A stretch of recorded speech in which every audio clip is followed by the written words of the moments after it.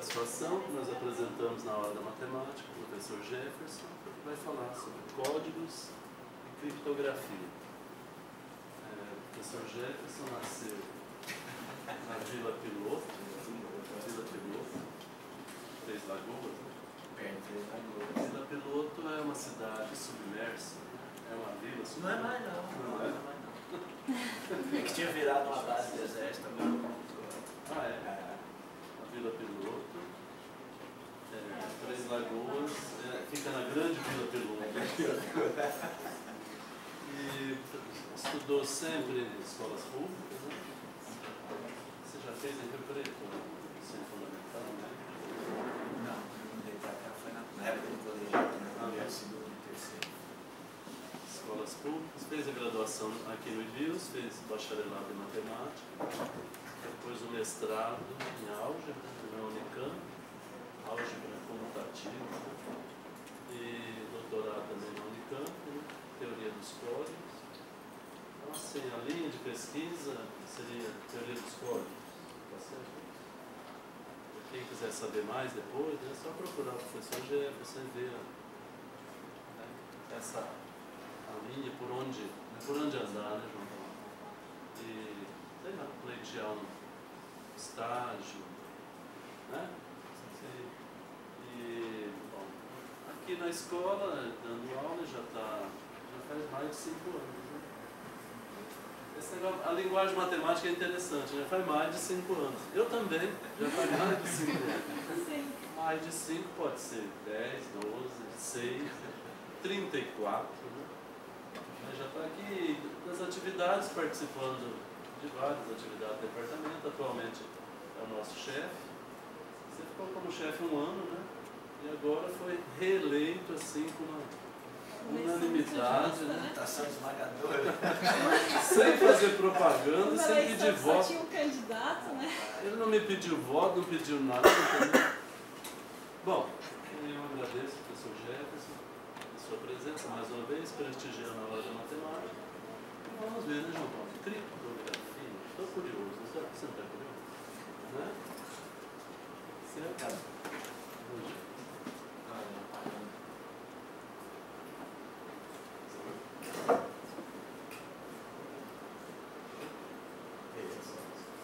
Bom que assim não aparece na filmagem. Então, eu queria também agradecer mais uma vez a oportunidade ao Hermes. É sempre legal a gente poder falar assim com o pessoal do primeiro ano, o pessoal que já está aqui há mais tempo, sobre aquilo que a gente gosta de fazer, gosta de estudar, né? E assim, eu prometo que eu não vou aqui colocar nenhuma fórmula mirabolante, tá certo? Como uma vez veio uma pessoa aqui fazer uma palestra e o cara falou assim, se eu assistir a palestra dele, falou, nossa, isso é a coisa mais fácil do mundo, né? Aí eu falei assim, mas é porque a sujeira toda a gente deixa embaixo do tapete. Tá? Então assim, não vou botar fórmula, não vou botar nada. Eu vou dar uma ideia de como é que essas coisas são feitas, né? É óbvio que aí se você quiser saber mais alguma coisa, bom, fica a propaganda aí pra frente, né? Isso aqui é só... Essa apresentação aqui eu fiz o ano passado na Semana da Matemática que teve em Ribeirão Preto. E ela era muito comprida, então eu precisei dar uma cortada, então vão aparecer algumas coisas aí meio fora de contexto, tá bom?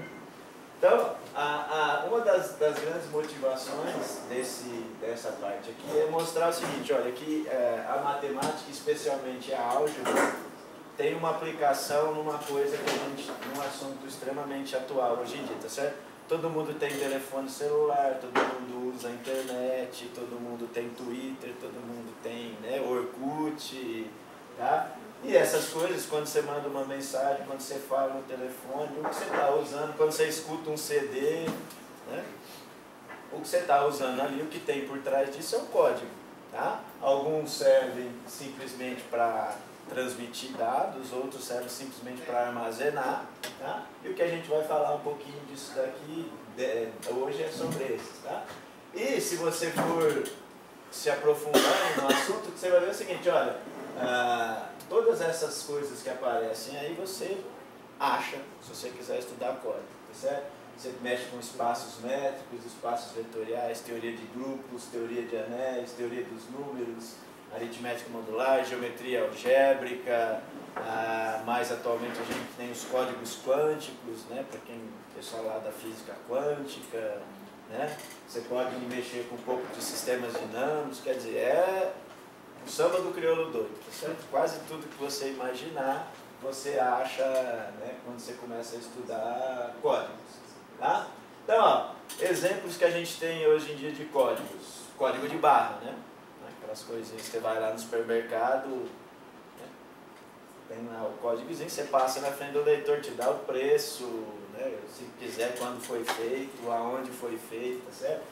Na minha época e na época do Hermes, quando a gente era mais novinho, que a gente ia no mercado, o cara, quando queria mudar o preço, vinha um sujeito com uma maquininha desse tamanhozinho, metendo etiqueta lá, né? Tinha que etiquetar todos os produtos, tá certo? Hoje em dia, não, com código de barra, o cara vai lá no computador, ele muda o preço lá, acabou. A rede inteira dele automaticamente já está, né? Não precisa mais da maquininha lá do cara que ficava etiquetando, né? Outra coisa, CPF e RG, tá certo? Todo mundo aqui deve ter CPF, né? Você vai digitar um dia lá um CPF, se digitar algum número errado, ele aparece assim, que esse CPF não existe. Mas como é que ele sabe que esse CPF não existe? Acontece que aquele número que é gerado lá é um código, tem uma lógica para criar aquilo, e esse código ele é capaz de detectar erro. Se você digitar alguma coisa errada, ele vai dizer, não, está errado. Ele não vai te dizer como que corrige, mas ele diz, está errado. Aí você vai olhar, digitei aqui errado. Tá? A mesma coisa o RG, tá certo? Número de conta corrente, número de agência, o chamado dígito verificador. Para que é o dígito verificador? Para verificar se aquilo que você colocou lá na frente está certo. Tá? Também não é ao acaso, tá certo? E o código que a gente usa direto é a língua portuguesa, tá certo? A gente se comunica através de um código. O problema da língua portuguesa é que ela é um código em que uma coisa que pertence ao código a gente chama de palavras, né? Então as palavras são muito próximas. E códigos em que as palavras são muito próximas é complicado, né? Por exemplo, se eu estou conversando com você, se eu falo rato e você entende ralo, é uma palavra conhecida. Elas são diferentes, mas as duas são conhecidas, né? Aquela famosa brincadeira do telefone sem fio, monta uma fila de gente, um fala no ouvido do outro, vai falando, aí chegou lá no fim, ninguém já sabe o que aconteceu, né? Porque vai falando. Como as palavras são muito próximas, a chance de você errar e de você errar e de cair numa coisa conhecida é grande, tá? Então a língua portuguesa é um outro exemplo de código, tá certo? Então o que eu vou procurar falar aqui hoje são desses códigos, assim, tipo código de barra, que é só para armazenar dados, ou códigos que a gente usa para transmitir dados também, que são capazes de detectar erro, de corrigir, né? Isso é fundamental quando você está falando no telefone, você está mandando uma mensagem, né? Para que aquela informação seja segura. E no caso específico da criptografia, aí já é um código que é feito para segurança, tá certo? Quando você quer simplesmente transmitir uma mensagem, você não está preocupado se aquela mensagem pode ser vista por qualquer pessoa, problema nenhum, você transmite. Agora, se você quiser que essa coisa seja segura e tal, aí você tem que usar um sistema de segurança, tá? Bom, eu falei que eu não ia colocar nenhuma fórmula mirabolante, mas assim, só para dizer o seguinte, olha, o começo de tudo, né, a teoria de informação que a gente chama hoje em dia, isso surgiu lá com esse sujeito aí, o Shannon, na década de 40, né? E o teorema dele é isso aí, ó. Seja epsilon maior do que zero e r menor do que c. Então, parênteses suficientemente grandes, existe um código binário com m falado, de comprimento tal, que r é menor que o log de r menor, e o p de e menor que epsilon. Tá claro? Beleza. Tá? Então, na verdade, traduzindo essa informação para um bom português, diz o seguinte, ó, o teorema do Shannon diz o seguinte, ó, aquele R lá, se a taxa de transmissão da informação a ser transmitida é menor do que a capacidade do canal C, então a comunicação pode ser estabelecida com uma probabilidade de erro tão pequena quanto se deseja, por meio de um código adequado. Tá? Então esse monte de letrinha aí Essa sopa de letrinhas significa isso. Só que esse teorema do Shannon é um daqueles teoremas que a gente vê em matemática que o sujeito fala assim, ó, eu posso fazer tal coisa, mas ele não diz como. Ele mostra que é possível, bom, e aí é que as pessoas começam a correr atrás. Bom, se é possível, como é que a gente vai fazer? Tá? Então essa coisa de começar a estudar códigos, essas coisas, surgiu exatamente, então ele diz, olha, isso pode ser feito por meio de um código adequado, aí as pessoas, bom, mas que código adequado é esse? Como é que eu faço esse tipo de coisa? Tá? E uma coisa, já que vai usar a luzinha, vou usar a luzinha. Uma coisa que a gente pode perceber aqui, ó, que nessa parte de códigos é tudo coisa de probabilidade, tá certo? As coisas são feitas em cima de probabilidade. Não existe nenhum código perfeito sim que você não tenha chance de errar. Sempre existe. O que ele está dizendo é que é o seguinte, ó, se você usar um código adequado, essa sua probabilidade de erro, que é esse sujeitinho aqui, você consegue fazer ela ficar pequenininha. Tá? Então vamos lá, um outro exemplo mais prático, tá? Então imagina lá que um sujeito mandou um robozinho lá para Marte, um robozinho bem sem vergonha, porque ele só vai andar para assim, norte, sul, leste, oeste, tá bom? É um robozinho daqueles da minha época lá, do Atari, do telejogo, tá bom? Então, e aí o sujeito diz assim, bom, então ele faz a seguinte codificação, ó, se ele digitar 00 vai para o leste, se ele digita 01 vai para o oeste, se ele digita 10 vai para o norte, se ele digita 11 vai para o sul. Tá? Aí o sujeito está lá olhando o robozinho, ele está na beira de um abismo, ele pega e digita assim, eu preciso ir para o leste, digita lá 00. Aí no meio do caminho tem uma interferência lá, chega a 10, o diabo do robô vai para o norte, puf, cai no penhasco. Tá? Quer dizer, toda a informação, já todo o dinheiro gasto, né? Tá? Foi pro saco, tá certo? Em linguagem popular. Tá? Então, o que se percebeu, o que percebeu é o seguinte, olha, isso aqui é muito pobre. Se eu coloco só 00, 01, 0 e 1, é muito pobre. Por quê? Porque se acontecer algum tipo de erro, eu não detecto. Tá? Então, o que é, na verdade, um código corretor de erros? É uma maneira organizada de a gente acrescentar dados adicionais à minha informação, que a gente chama de redundâncias, para que, quando você receber alguma coisa, se porventura aconteceu algum erro, você pode corrigir e detectar e corrigir esse tipo de erro. Tá? Então, um código corretor de erro, o que é? Você vai pegar uma determinada informação e vai acrescentar ali redundâncias. Tá bom? Então, por exemplo, no caso do robô, ao invés de codificar 00, 01, 0 e 11, a gente codifica assim, 00, 00, 00, 01, 01, tá? Essas coisinhas em vermelho aí são as redundâncias, tá certo? E aí, bom, mas como é que faz aparecer isso? Como é que faz aparecer isso? Aí a gente já entra na coisa de código. Tá? Então, como é que funciona basicamente então hoje um sistema de comunicação digital? O sistema de comunicação digital basicamente é isso aí. Tá? E se você quiser estudar, tem gente que estuda isso, tem gente que estuda isso, tem gente que estuda isso, tem gente que estuda isso. Cada caixinha dessa, se você quiser estudar separadamente, você consegue. Tá? Só para a gente ter mais ou menos uma ideia do que está falando. O que é isso aqui? Ó? A fonte é isso aqui. Você está lá no seu computador digitando alguma coisa. Tá?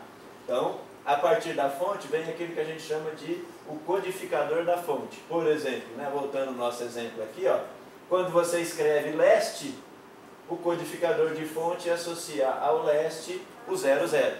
Tá? Aí vem o codificador de canal. O que é esse codificador de canal? É exatamente essa informação redundante aqui. Tá? Se você tiver só assim, fonte, codificador de fonte, transmitir, isso é pobre. Então você faz fonte, codifica a fonte, depois você bota redundâncias, que é o chamado codificador de canal, aí você transmite, aí depois você tem que decodificar e chegar no seu usuário. Tá? É assim que as coisas funcionam. Isso aqui já é, né, o canal e o modulador. Né? Aí já são coisas técnicas, que aí quem gosta dessas coisas são os engenheiros, né? O pessoal de engenharia elétrica. Tá? Então, algumas definiçõezinhas básicas, né? Quando a gente vai falar então de código, a gente vai precisar de um conjunto finito, né? Que a gente chama de alfabeto, tá? Com uma determinada quantidade de elementos, e aí eu vou denotar a quantidade de elementos desse conjunto, coloco assim, módulo de A. Tá? Então, o que é essencialmente um código corretor de erros, de C? É um subconjunto próprio desse sujeito aqui, que é o produto cartesiano de A por A por A, N vezes. Tá? Por algum natural, aí depende do tamanho das suas palavras, aí depende do que você quer fazer. Se a gente volta lá, aqui a gente tem um código com comprimento 5. Ó. As palavras têm tamanho 5. Tá bom? O que mais? E aí, como eu falei, é o seguinte, bom, eu falei, a língua portuguesa não é interessante porque as palavras são muito próximas. Então, como é que a gente mede distância de palavras de um código? Usa essa distância aqui chamada distância de Henry. Então pega duas palavrinhas, aí eu vou olhar assim, a primeira entrada é igual, se a primeira entrada for igual, beleza, aí eu passo para a segunda. Eu vou contar quantas entradinhas são distintas, tá? O número de entradas distintas, eu vou dizer que a distância entre essas palavras é a quantidade de coisas que são distintas, tá certo? Então, na primeira é 0, do outro sujeitinho é 0 também. Então, uma é 1, o outro é 0. Então, eu conto 1, vou contando quantas... Isso daqui dá pra gente um conceito de distância. Essa é uma distância, certo? Existem outras. Tá? Essa, o próprio nome está dizendo, é a distância de Henry. Tá bom? Aí a gente tem, aqui são só parâmetros, né? Quando você tem um código, aí você define a distância mínima desse código, tá? Que é esse número aqui. Você calcula assim, a distância de todas as palavras do seu código, pega a menor delas. Isso é chamado então de distância mínima do seu código. Tá? Isso são coisas importantes porque são parâmetros de um código que classificam ele. Diz, olha, um código que tem tamanho tanto, distância mínima tanto, tá certo? Tá? Então aqui é o conceito de distância. E o que significa um código corrigir tantos erros? A gente diz o seguinte, olha, um código corrige tanto erro, uma quantidade E de erros, se para cada palavra que você tiver lá dentro existir no máximo uma única palavra código que satisfaz essa coisa aí. Tá? E o que é mais importante, eu falei assim, olha, eu não quero ficar entrando em muitos detalhes, mas eu também não posso passar por algumas coisas sem, né, senão fica meio sem sentido. Mas o que é importante é o seguinte, ó, tem um teorema que diz assim, se eu tiver um código com distância mínima D, se eu sei a distância do meu código, então eu sei quantos erros ele pode corrigir e quantos erros ele detecta. Essa coisinha aqui significa parte inteira, tá? Então, se eu tiver um código com distância mínima 3, se eu jogo aqui, ó, ele consegue detectar um erro. Quer dizer, ele corrige um erro e ele detecta até 2, tá? Aí você pode falar assim, pô, mas um só? Mas já ajuda pra caramba, tá bom? Tá? Então, o importante é que, então, se eu tenho um código, se eu conseguir, se eu souber a distância mínima desse código, então eu sei a capacidade de correção de erro dele e a capacidade de detecção, aí depende do que você quer fazer. Se você quer simplesmente detectar, beleza. Se quiser corrigir, aí você tem um preço a pagar, tá certo? E como é que se faz, basicamente, a estratégia de decodificação? A estratégia de decodificação é a seguinte, ó, essencialmente, eu vou fazer um desenhozinho. Você cria lá um código, então você tem algumas palavras. Essas palavras estão aqui. Esses 4 elementos são as palavras do meu código. O sujeito que vai receber lá na frente, ele vai fazer assim, ele vai pegar essas 4 palavras aqui e vai criar uma bolinha aqui em volta.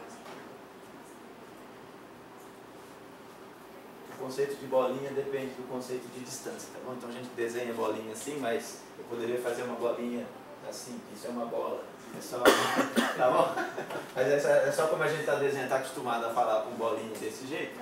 Então na decodificação eu vou fazer o seguinte, eu sei que essas aqui são as palavras que eu conheço, são as palavras do código. Aí eu transmiti alguma coisa, aconteceu algum erro, aí chegou uma palavra aqui completamente desconhecida. Como é que eu vou fazer para decodificar essa palavra? Eu vou fazer o seguinte, ó, se essa palavra caiu na bolinha de centro desse sujeito, eu vou imaginar que a que foi transmitida foi esse. Se caiu nessa bolinha, eu vou imaginar que o que foi transmitido foi esse. Se caiu nessa bolinha, eu vou imaginar que o que foi... E se caiu nessa, eu vou imaginar... E se caiu fora? Boa pergunta. Tá? Então, essa estratégia... É isso que ele está dizendo aqui, ó. Se a palavra que eu recebi está num disco, esse D aqui é a noção de disco, de bolinha. Se está numa bolinha, então eu imagino que a palavra que foi transmitida, ao invés de ser essa, foi essa daqui, e decodifico desse jeito. Tá? Agora, se cair aqui no meio, aí, bom, de qualquer forma, você tem que decodificar isso. Tá? Mas a ideia principal é assim. Olho em qual das bolinhas está a minha palavra recebida. Se não tiver em nenhuma delas, ou pode acontecer de estar em mais de uma, aí você tem que dar um jeito de fazer a decodificação. Tá? E coisas desse tipo aqui é o que a gente chama então de decodificação de máxima verossimilhança. Nome bonito. Tá? E por que se usa esse tipo de decodificação? Porque foi provado já que quando você decodifica desse jeito, a sua probabilidade de errar é menor. Tá? Então é assim que a gente faz. Tá certo? A princípio. Tá? Agora, é aquilo que eu falei. Bom, então, isso é a ideia. Agora, como é que eu passo da ideia coisa para papel, para fazer isso na prática? Tá? É aí que entram os chamados códigos lineares, que aí o que você faz? Você usa um pouco de álgebra linear. O pessoal do primeiro ano vai ver isso o ano que vem.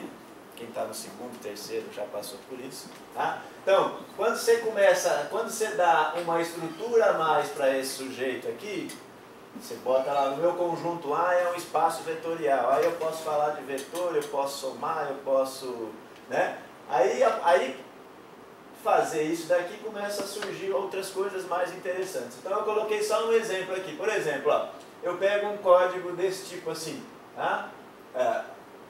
Aqui cabem alguns comentários. Quando a gente dá uma estrutura de espaço linear, aí começa a aparecer o seguinte. Para eu gerar um código, basta eu conhecer uma matriz, que é para gerar o código, ou para saber se uma palavra está lá no código ou não, que é essa chamada matriz de paridade. Então, a ideia é assim, ó, um código posso definir um código em qualquer lugar. Mas se esse conjunto tiver uma estrutura de espaço vetorial, eu consigo coisas mais legais, vão aparecendo coisas que me ajudam. Tá? Então, um código desse tipo, essa matriz aqui de paridade, ela serve para saber se um sujeito faz parte do código ou não. E como é que, com essa estrutura extra de álgebra linear, como é que a gente faz a decodificação? Isso ó, é um código 633, a distância mínima dele é 3, então esse código corrige um erro. Tá? Então, na final das contas, o que o cara faz? A hora que eu recebo a palavra, ao invés de eu ficar caçando qual é a bolinha que ele está, eu vou pegar essa palavra, multiplicar por essa matriz e calcular uma coisa que a gente chama de síndrome. E aí, bom, então vamos imaginar o seguinte, ó, recebi essa palavra aqui. Essa minha palavra aqui, ela não é uma palavra código. Então, como é que eu faço para dizer, olha, essa palavra aqui não existe. Então, qual foi a palavra que foi transmitida? Calculo a síndrome dele, que é simplesmente pegar esse vetorzinho aqui e multiplicar por essa matriz, aí aparece 0, 1, 0. Aí eu vou aqui na minha tabela, onde aparece o 0, 1, 0, eu vou calcular esses líderes aqui, e aí eu faço o seguinte, ó, a palavra que foi transmitida é a recebida menos esse sujeito que apareceu aqui. Então, a que foi transmitida foi aquela. Esse processo daqui para cá, essencialmente, o que a gente está fazendo é isso. Eu estou vendo em qual bolinha o sujeito está. Só que como eu tenho uma estrutura de espaço vetorial, eu posso transformar esse negócio de saber qual bolinha está numa multiplicação de matriz. Simples. Tá certo? E uma coisa aqui também que é interessante a gente lembrar é o seguinte, olha, essas coisas aqui são feitas pensando, obviamente, hoje em dia em computador. E qualquer coisa que você faz no computador tem um custo computacional. Você fica fazendo um monte de conta lá, né? Então a ideia é, além de eu fazer essas coisinhas aqui, eu preciso de alguma maneira fazer de uma forma que o meu custo computacional não seja tão grande. Senão também não adianta muito, né? Senão você fala aqui, alô! Aí o seu amigo lá vai ficar 5 minutos esperando, alô! Não tem conversa, tá certo? Então, o 6 é 3 é ordem? O 6 aqui é o tamanho da palavra, ó. Essa primeira, esse daqui, um código ele tem parâmetros assim, ó. Linear, tá? Código de bloco aí que a gente usa com estrutura de espaço vetorial. NKD. Esse N aqui é o comprimento da palavra. Esse K aqui tem a ver com a dimensão. Um subcódigo, um código é um subespaço vetorial, então essa aqui é a dimensão do subespaço vetorial. E esse daqui é a distância mínima. Tá? Então aquele código ali, ó, eu estou tratando de tecnologia. Eu estou tratando de um código dentro do F. O F2 aqui, ó, é a linguagem de computador, 0 e 1, tá certo? 1 mais 1 dá 0, tá? Então eu estou tratando dentro do F2 a sexta, então é F2, cartesiano, F2, cartesiano, F2. Estou pegando um subespaço de dimensão 3 e que tenha peso mínimo 3 também, tá? Quando você pegou aquela palavra, você falou que ela... Então, ó, essa palavra aqui você vai ver, se você calculou, você fez essa cálculo aqui, ó, você calculou a síndrome. Se a síndrome der diferente de 000 é porque a palavra não é uma palavra código, tá? Então dá para você saber se é uma palavra do código ou não multiplicando por aquela matriz. Então você multiplicou, olha, a síndrome não deu 000, então não é uma palavra código. Como é que eu faço para corrigir? Vou aqui, olho onde que aparece a síndrome e subtraio. Só que no caso aqui subtrair, somar é a mesma coisa, né? Porque 1 mais 1 é 0, 1 é o menos 1, certo? Então a palavra que foi transmitida, ao invés de ser essa, eu faço ela menos isso daqui, ó. Tá? Que só acrescentou um 1 aqui, ó, tá vendo? Que é esse 1 aqui da segunda coordenada. Agora, pode continuar acontecendo também. Eu pego essa daqui. Essa daqui não é uma palavra código. Por quê? Porque a síndrome deu um 1. Só que se eu procuro essa síndrome aqui também não aparece. Bom, e aí, como é que eu faço para decodificar? Bom, um bom algoritmo de decodificação tem que saber resolver isso também, tá? Então, o processo é esse, né? Vou descobrir qual bolinha tá e associar ao centro da bolinha, tá? Só que com a estrutura de álgebra linear a gente consegue fazer isso simplesmente fazendo produto de matrizes e coisas desse tipo, tá bom? Então esses são os chamados códigos lineares, né? E quais são os exemplos de códigos bons que a gente tem aí, né? Códigos de Hamming, que é o mesmo sujeito lá que inventou a distância, né? Códigos cíclicos. Esse daqui é um exemplo clássico que a gente tem, né? Às vezes a gente está dando curso de álgebra 1 lá, ou estruturas algébricas, aí você começa a falar de anel quociente, pega o anel, quociente por um ideal, e não sei o que, aí os alunos falam, mas para que serve isso? Para gerar código cíclico. Tá bom?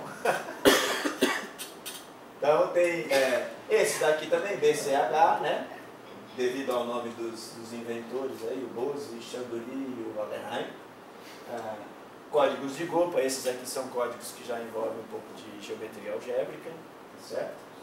Tem os códigos quânticos, né? Que agora já... Geralmente, como vocês viram aqui, ó, todos esses códigos aqui, ó, a gente trabalha lá com alfabeto finito, tá? Quando você começa a mexer com quântico, aí você já começa a trabalhar em C, que é números complexos, tá bom?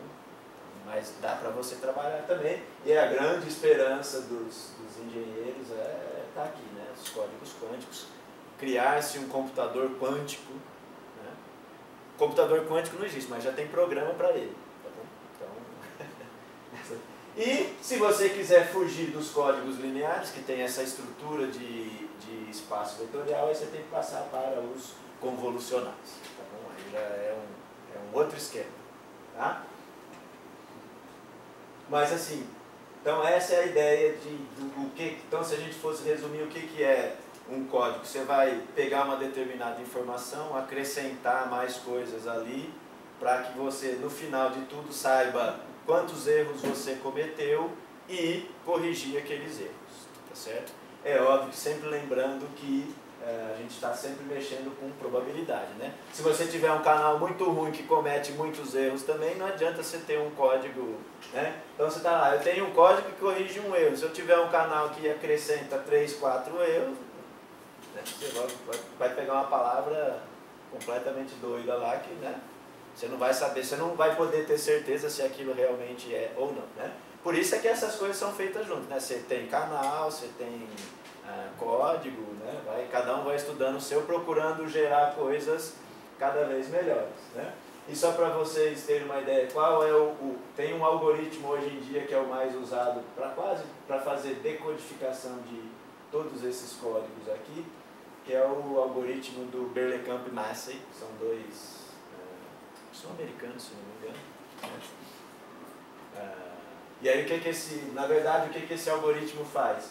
Quando ele recebe uma palavra, ele não vai ficar multiplicando por matriz, ele recebe uma palavra, aí ele gera um polinômio, aí esse polinômio, você calcula as raízes desse polinômio, você descobre onde estão os erros, e depois que você descobriu onde estão os erros, você vai lá e faz mais um monte de conta, usando mais um monte de polinômio e descobre qual foi o tamanho do erro que você cometeu, aí você vai lá e corrige, tá certo? Mas é assim que é feito e que é feito com quase todos esses aqui, né? Ele é exatamente um algoritmo muito bom, porque ele funciona para uma gama muito grande de códigos, tá? Mas assim, são coisas abertas. Se um dia você quiser criar um código, você cria lá, você diz como é que faz para codificar, se você disser como é que faz para decodificar também, maravilha, tá? São coisas que você pode fazer, se você quiser, obviamente, tiver jeito para isso, tá? E eu queria tratar um pouquinho também a respeito da parte de criptografia. Tá? Então, o que eu falei? Uma criptografia, o que você vai fazer? Você vai pegar uma determinada informação, além de transmissão, agora você vai se preocupar também com segurança, que aquilo não seja quebrado, ou que aquela informação não possa cair nas mãos de pessoas, que aquela informação só seja possível de ser lida para quem realmente souber. Tá? Então, até o Ernst lembra do criptos, né? E a palavra vem exatamente do grego lá, que significa secreto, oculto. Tá? Então, o que faz essencialmente? Eu vou ver métodos para codificar uma mensagem de modo que só a pessoa que eu quero que conheça, que eu quero que saiba daquela mensagem, consiga realmente interpretá-la. Tá? O exemplo mais simples e clássico de criptografia é aquele que você fala o seguinte, ó, você pega uma letra e troca pela letra seguinte. Tá? Se não me engano, era o que os romanos usavam, os judeus usavam na época, sei lá, do Império Romano. Então, por exemplo, aí aqui é só, criei no nosso caso aqui, né, eu coloquei as letras do nosso alfabeto, W, hoje em dia tem tudo, né? Washington. Coloquei aqui o C cedilha e coloquei isso daqui para significar um espaço em branco. Tá? Aí você pode colocar quantas, se você quiser colocar 2S, se você quiser colocar... Bom, você coloca, você vê lá o tamanho que você quer de símbolos. Tá? Então, por exemplo, a frase boa sorte fica codificada assim. Né? Então, ó, o B eu troco pelo C, que é a letra seguinte, o O eu troco pelo P, que é a letra seguinte, o A eu troco pelo B. O espaço em branco, qual que é o seguinte do espaço em branco? É o A. Tá certo? Tem que voltar lá para frente, senão, né? Eu não imagino, é que a gente coloca desse jeito, mas o ideal seria colocar isso num círculo, tá certo? Você coloca ali, eu vou associando a letra direita. Tá? Então essa palavra boa sorte fica codificada desse jeito. Tá? Você bate na mão, o cara vai ler isso aqui. Tá? Então, como é que a gente pode fazer isso? Aí eu falo assim, bom, mas será que tem uma maneira matemática de eu descrever essa em particular, que eu associo na coisa da frente? Tem. É só você fazer assim, ó. Eu vou associar a cada letra, eu vou associar um número, de 1 até o 28 nesse caso, e aí eu faço uma função. O processo de criptografia é feito assim. A cada x, eu associo x mais 1. Tá certo? Então, no lugar do 1, eu vou associar o 2. No lugar do 2, eu vou associar o 3. E, obviamente, bom, para eu desfazer esse processo, é só achar a função inversa, que é o x menos 1. Tá? Mas, aqui a gente tem que lembrar o seguinte, que a gente está num mundo finito. Quanto que vai valer o f de 28? 29. Quem que é o 29? Né? Então, o que a gente faz? Apesar de eu estar colocando a minha função é essa, eu estou fazendo essa conta, mas eu tenho que fazer essa conta usando o que a gente chama de uma aritmética modular. Eu faço isso módulo 28. Tá? E parece uma coisa estranha, mas a gente usa isso todo dia, né? Por exemplo, o dia tem 24 horas. Aí eu tomo um remédio de 8 em 8 horas. Se eu tomo um remédio às 8 horas da noite, são 20 horas. Quando é que eu vou tomar o próximo? 28 horas? Não. Eu vou tomar, a hora que chega no 24, o que eu faço? Volto para o zero. Tá? A gente está acostumado a mexer com essa aritmética modular todo dia. Né? Só que é que a gente está acostumado com o de 24. Né? Aqui a gente vai mexer com o de 28. Então, quem que é o 29? E o que essa aritmética modular faz? Essencialmente você vai pegar um número, vai dividir por 28 e olhar o resto. Então, 29 dividido por 28, qual que é o resto? 1. Então, no lugar do 28, eu troco pelo 1 de novo. Volto lá para o A. Tá? A mesma coisa aqui, ó. Só que aqui, no caso, quando a gente mexe com aritmética modular, esse sinalzinho de menos é meio chato, então a gente troca o menos por... A decodificação é feita assim, ó. X mais 27, e aí... Então eu pego a palavra que eu recebi, pego aquele número, somo 27, divido por 28 e pego o resto. Tá? Então, por exemplo, se eu recebo a palavra B, tá? Eu recebo 2. Como é que eu vou fazer para decodificar? Eu recebo 2. Qual foi a palavra que foi mandada? Qual foi a letra que foi mandada? Eu venho aqui, 2 mais 27, 29. Módulo 28, 1. Então, na verdade, é o A. Né? A decodificação, quando eu olho para o B, quem que eu teria que decodificar ele? Como sendo o A. Tá? Então, é uma continha. E, se a gente for pensar bem, por que só para o X mais 1 vai funcionar? Vai funcionar se eu pensar numa função, que seja uma função linear, da forma AX mais B, onde a única coisa que eu preciso para fazer essa codificação é que eu possa fazer a decodificação. Poder fazer a decodificação significa que essa função aqui tem que ser inversível nesse meu mundo aqui, ó, Z28. Tá?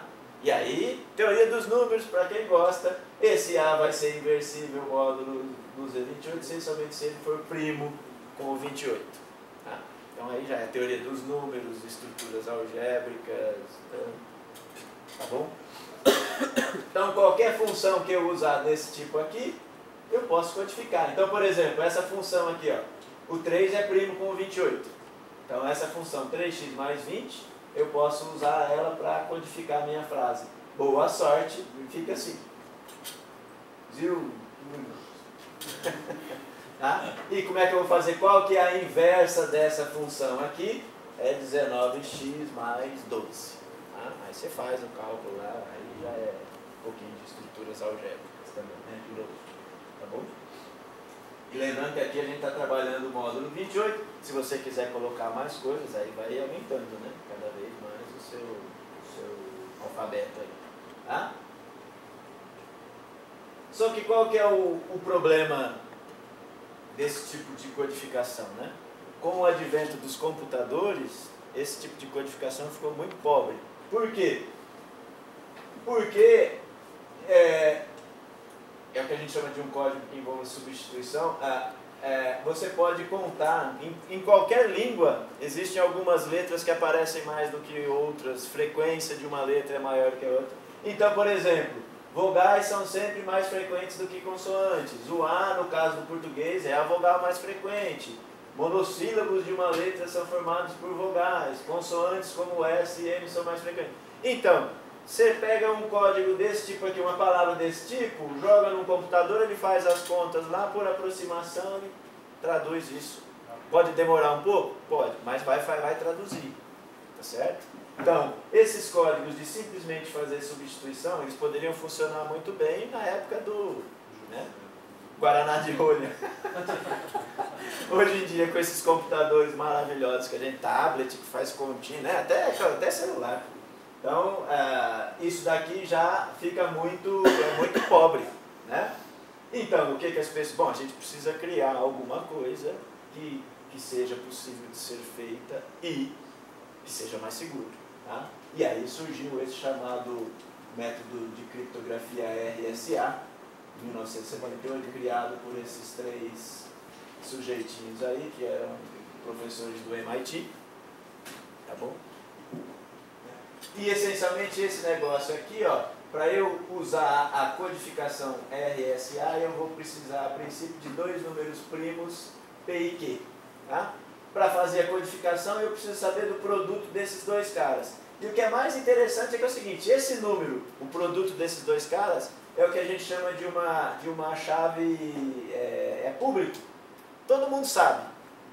Tá?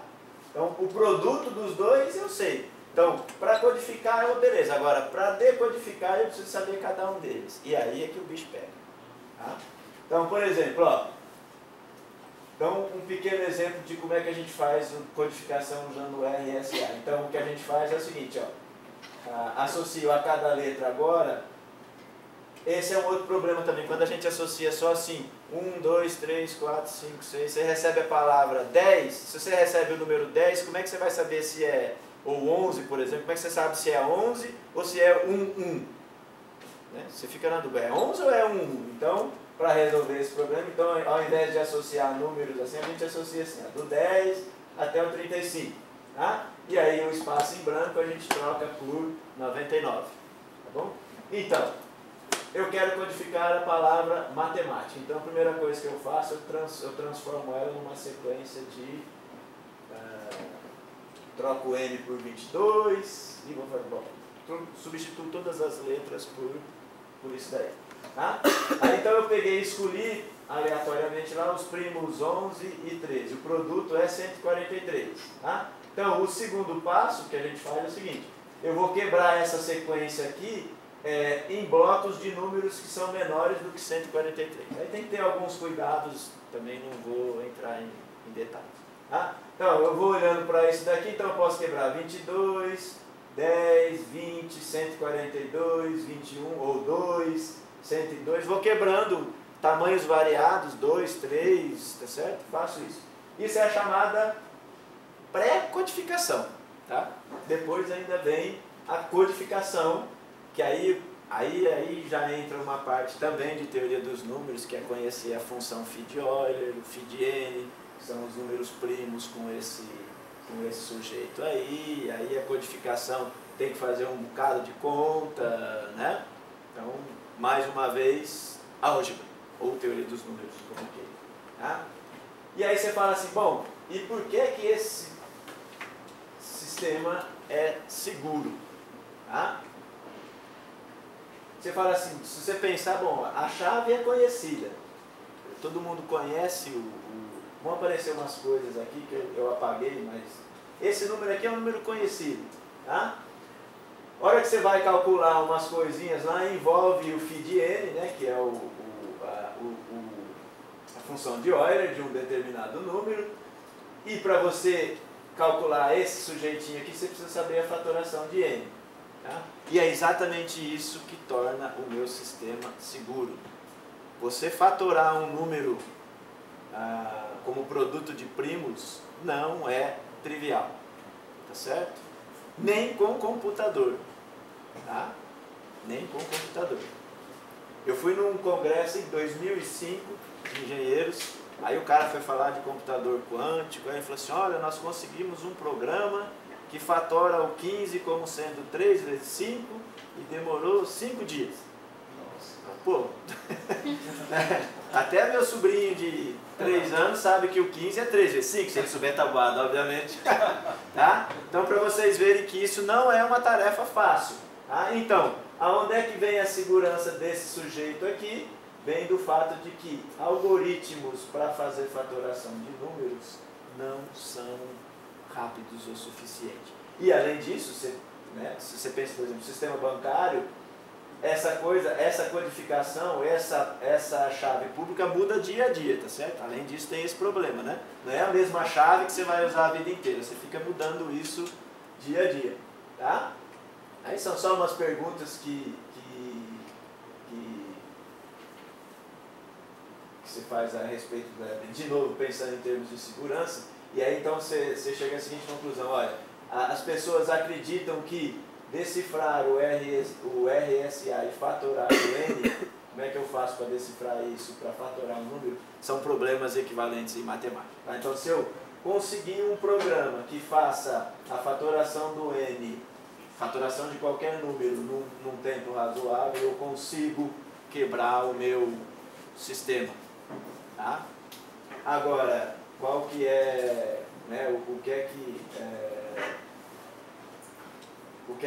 que as pessoas fazem hoje em dia? Né? Vocês veem o seguinte, não sei se já tiveram oportunidade de ver, de vez em quando, acho que uns 2 anos atrás, saiu lá na Super Interessante. O número primo, o maior número primo descoberto até hoje tem 2 milhões e tanto de dígitos.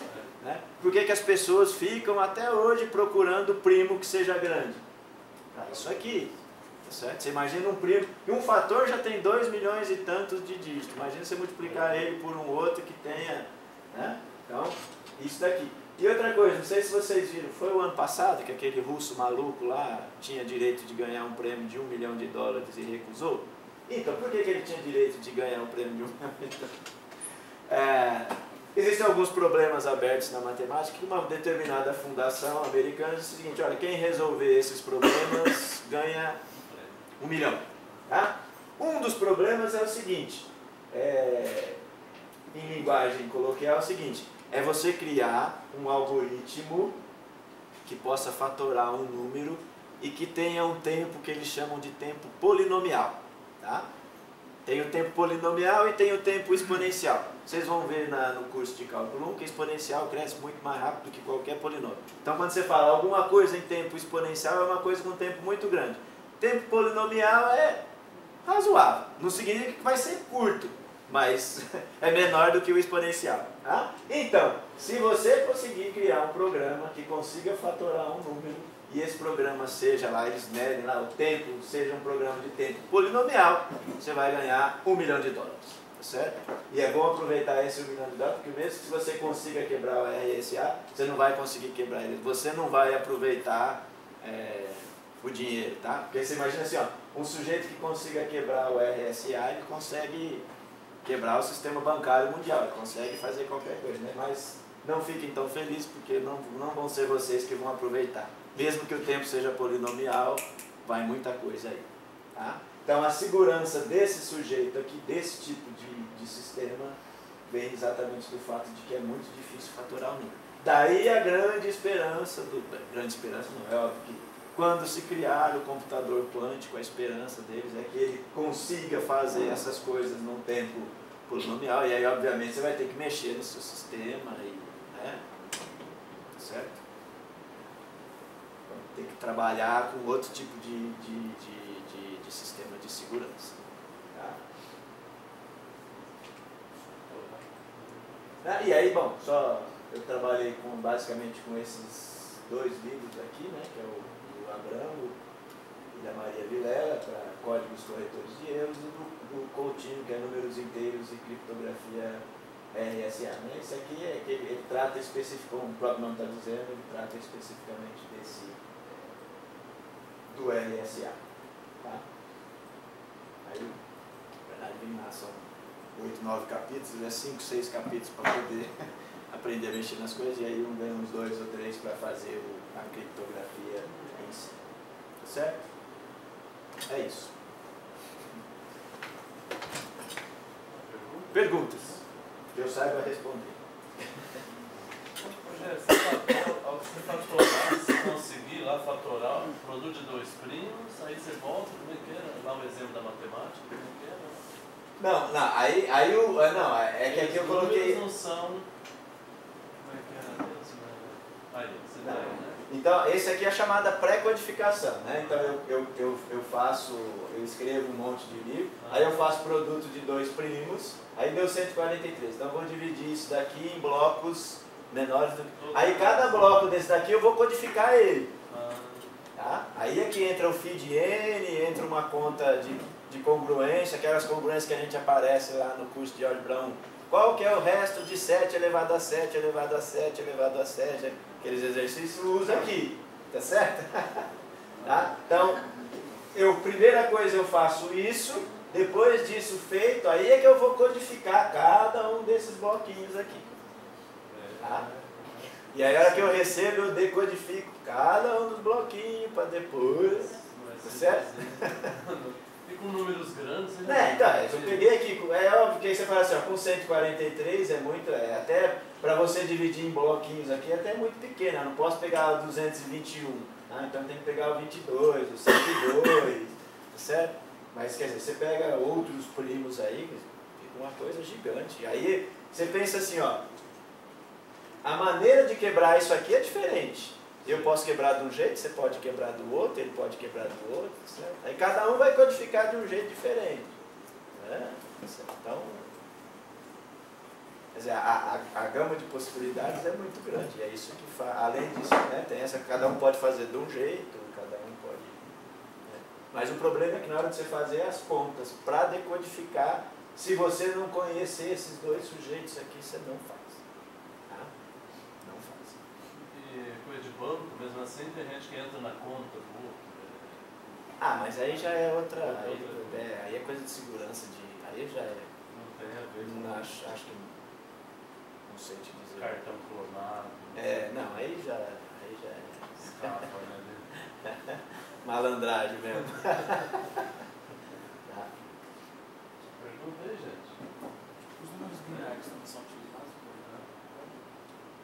Binários como 01 só? Você pode fazer com 01, com 012, Z2, Z3, Z5.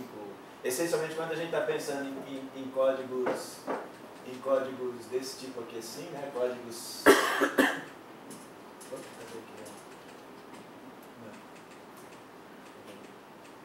A gente trabalha com esses caras aqui, ó. F2 na verdade FQ, é o corpo finito com Q elementos. Trabalha assim. E isso é um outro problema também, né? Existem corpos finitos com... você pode criar com uma determinada... Por exemplo, com 121 elementos. Tá? Isso é um outro problema que a gente tem no caso do código, porque assim, o matemático, quando estuda isso, ele estuda por estudar, tá certo? Eu gosto de estudar código, eu consigo gerar um código assim, no F121, eu gero um código, esse código faz isso, beleza. Aí você fala, você dá isso na mão do engenheiro, como é que ele joga isso no computador? Como é que você joga uma coisa finita de 121 elementos no, né, o computador que a gente tem, né? Ele trabalha com essas coisas também, mas tem as suas limitações, né? Então esse é um outro problema ainda existente, apesar de toda a evolução que a gente tem hoje em computação, essas coisas, tem coisas que você não faz. Você tem um monte de... Porque o matemático estuda, eu estudo por estudar, não quero saber se aquilo pode ser usado ou não. Agora, quando você quer pôr na prática, quando o engenheiro pega isso na mão, ele quer que essa coisa seja plausível, que ele possa, senão, né? Então é outro problema que você tem, né? Então você acha, se for procurar artigos, tem um monte de gente estudando código, o cara estuda lá, não quer nem saber. Se um dia alguém conseguir usar, é maravilha, se não conseguir, está na dele, né?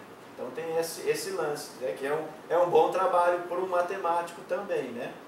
Você trabalhar, fazer essa mediação entre a parte pura e o engenheiro lá, né? Você dá umas coisas dessas para o engenheiro, o cara arrepia. Só me diz por que é que funciona, parece os alunos da computação, né? Só eu não quero saber por que é que funciona. Funciona? Funciona, então tá bom. Então é uma ponte legal também, você explicar, olha, se você fizer assim, funciona. Agora, como é que faz isso? Aí você se vira. Tá? É um bom campo de trabalho também para matemáticos aí, né? Que foi, na verdade, o que eu acabei fazendo.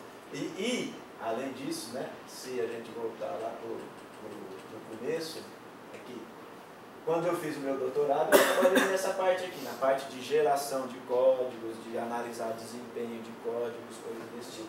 Tem gente que trabalha com isso aqui, ó, como transmitir. O Toninho, por exemplo, que é o professor aqui, a parte que ele trabalha, que é negócio de reticulados, né, envolve essa parte de transmissão. Melhor maneira de se transmitir, certo?